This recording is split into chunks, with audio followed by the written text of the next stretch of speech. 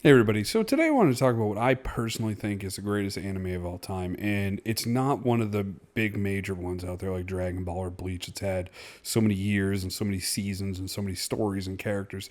The anime that I think is the best is actually the one that got me into watching anime. And this was way back when Cartoon Network first started really running anime. You know, they had Trigun, Cowboy Bebop. Cowboy Bebop was one of the first ones I watched as well, and that was a really good one. But the one that stuck out the most to me was Outlaw Star. And Outlaw Star was so cool because, in my opinion, it was really different. It was something I had never seen before. The story starts out with this guy named Gene Starwin, and he's kind of a slacker. He's got a business with his partner named Jim. Starwin and Hawken Enterprises. He'll take like any job, and generally speaking, he does a lot of bounty hunting or bodyguarding. And he uses this really cool gun. It looks like a little handheld cannon. It takes these magic bullets, and they're literally magic bullets. They're bullets that have spells inside of them. They're called caster shells. So when he fires it, each one does a different spell. And I thought that was like super cool and super unique. And you see it in, I think, the second or third episode when he actually has to use it against these guys called pirates. And pirates are space wizards. So the show starts out with him meeting this lady, and he does a bodyguard job, and come to find out that she's actually an outlaw. Now, there's three different factions. There's the Space Force, there's the pirates, and there's the outlaws. The Space Force is kind of what you would think. It's just a military. You know, it's a very, very ordered, very disciplined military.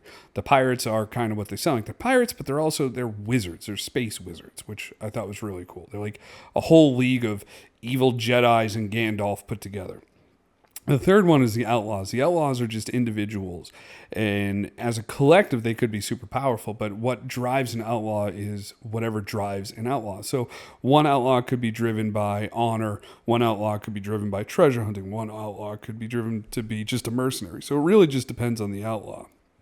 And that adds a whole different level of dynamic because when outlaws meet outlaws, they never really know what to think of them.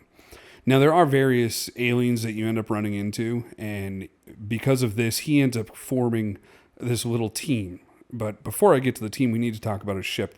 The ship is called the Outlaw Star. He ends up getting the ship. It was one that the lady he was bodyguarding, Hot Ice Hilda, stole from the pirates, and she ends up getting killed, and he ends up taking the ship. So it's him, Gene, and this android named Melfina. And if you ever saw the show Firefly, even though they say they never saw, the creator said that he never saw Outlaw Star, he took the plot from it.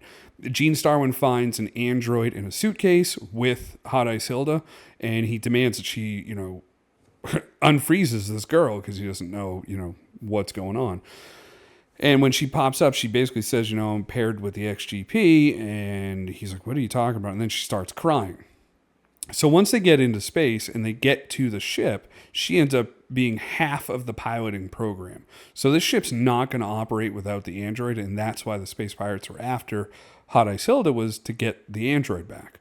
So once they get into the ship and they get away, they have to find ways to outfit it. And that's the craziest part.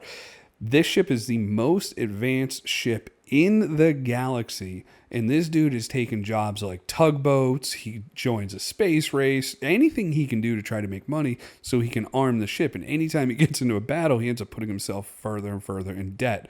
And throughout his travels, he meets a mystical samurai headhunter named Twilight Suzuka, who uses a wooden sword, but somehow, and it's kind of like a space ninja warlock or wizard samurai, and she's pretty awesome. Like, she can do these weird attacks where she just flicks it and just everything goes kapoof. And they also meet a Katarl named Aisha Clan, and she's like this were-cat type thing. She's super strong, super powerful, and at times kind of annoying, but that's okay. And she doesn't really need weapons. She can just rip people apart if she wants. So as they're going on, they find out that they need to get something called the galactic ley line. The galactic ley line is this weird, mystical place that Any can grant any dream you want. The head of the space pirates is after it. The Federation, the space forces are after it. Everybody is after that. And as the show goes on, it's episodic, so you see him doing these different jobs, but every episode is one step closer to the galactic ley line. And once they get to the ley line, there's a whole bunch of different factions that are all racing toward the end of it. And it culminates in just this, without going into too many spoilers, it culminates into this big battle, and his wish, he gets to have basically the wish that he wants to be granted. And the wish that he wants to be granted is unlike anything else that you would really see in a lot of things. People collect the Dragon Balls and they wish for, somebody to be brought back from the dead. They wish for, a huge amount of money. And no, his want and desire is more singular. And that was another thing that I thought was really, really unique. So the show had one season, and when it ends, you want more. And they didn't do a second season. I'm not sure if they didn't do a second season because of ratings, or if, it was one of those few times in a show where they knew, what we did was perfect. From start to finish, it was perfect. And if we have a second season, if we have more, it's just not going to be the same. The whole idea of going to the galactic ley line, solving this huge mystery of the universe, they solved it. So really, where do you go from there? And if you try to go any further, I think you would just kind of ruin it. So in some ways, I'm glad that they don't have a second season of the show. In other ways, I wish that they did. But overall, this is possibly the best show from start to finish. Dialogue was great. The story was great. The characters were great. And it was just, like I said, it was, at the time, it was something really unique. Now, since then, there have been other shows that I definitely think are probably similar.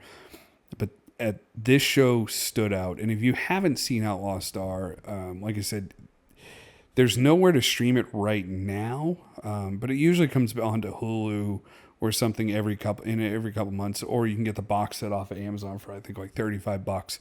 I highly, highly recommend watching Outlaw Star.